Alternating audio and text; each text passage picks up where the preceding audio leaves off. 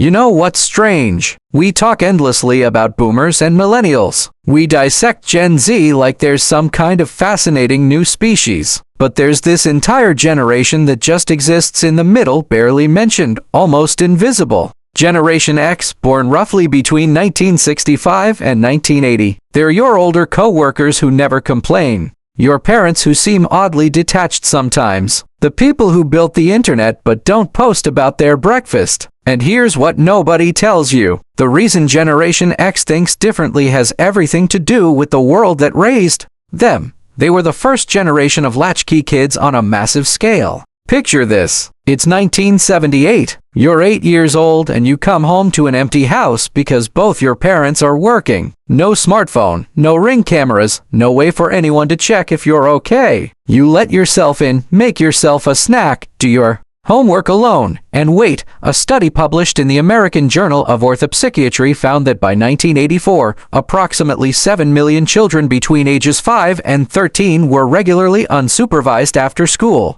That's an entire generation learning very early that you can't always count on someone being there. And that changes the way your mind works. That empty house did more than make them self-reliant. It trained them to think differently about consequences, responsibility, and survival. Actions had real outcomes. Ones you couldn't talk your way out of. When their parents finally showed up, you always knew where you stood. The rules hit hard and fast. Nobody cared about how you felt or wanted to talk about it. Step out of line and you paid for it right then and there. Psychologically, this created what researchers call a high-contingency environment where actions and outcomes were directly linked without buffer time. Their brains learn to predict consequences in real time, which is why Gen X tends to think 3 steps ahead in ways that confuse younger generations. Gen X grew up watching their parents talk a big game about stability, then turn around and rack up divorce rates through the 70s and 80 seconds. They saw people give their all to companies only to get pink slips when the next round of layoffs hit. Everyone told them, work hard, follow the rules, and life will work out, but then the rules changed right in front of them.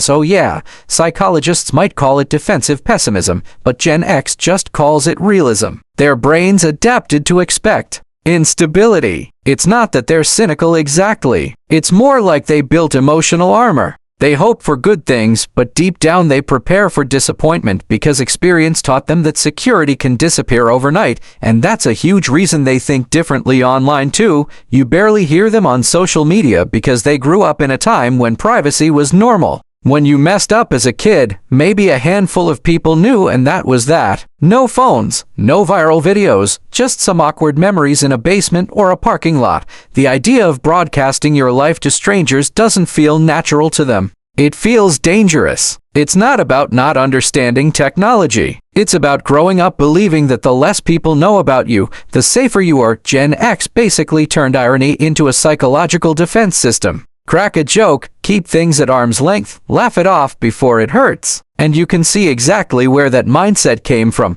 They grew up in the shadow of the Cold War when teachers talked about nuclear war like it was just another rainy day. Duck and cover drills in school as if a desk would somehow save anyone. When adults act like everything might collapse at any moment but also tell you not to panic, your brain learns to hold contradictory ideas at the same time. You learn emotional distance, but here's what's fascinating. Despite all this, Gen X developed a way of thinking about work that still stands out today. They don't talk about it. They don't post about it. They just do it. That mindset was built early through jobs that seem almost ancient now. Paper routes at 5 in the morning, bagging groceries, working fast food registers where you had to calculate change in your head when the machine broke. These weren't resume builders. They were introductions to responsibility. A 12-year-old could be trusted to deliver newspapers to an entire neighborhood before sunrise. That kind of responsibility changes how you see yourself. They watched their parents' generation get crushed by corporate restructuring. So they never fully believed in company loyalty, but they became fiercely loyal to competence. They can't control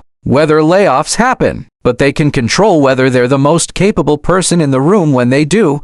There's also this strange paradox at the center of Gen X psychology. They're incredibly independent, yet quietly dependable. They'll rarely ask for help because they've been solving problems alone since childhood. But if you need help, they'll show up immediately without turning it into a performance or posting about it online.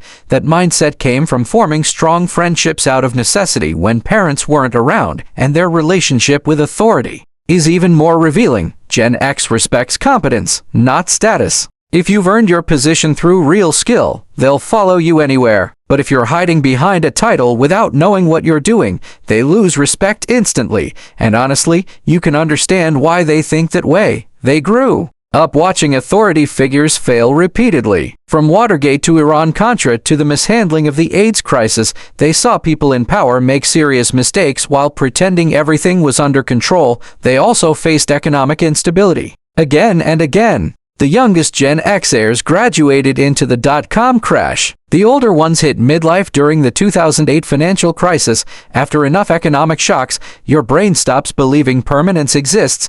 That's why Gen X is more likely to have backup plans, side income, or emergency savings. Not because they're naturally entrepreneurial, but because uncertainty became part of their psychology.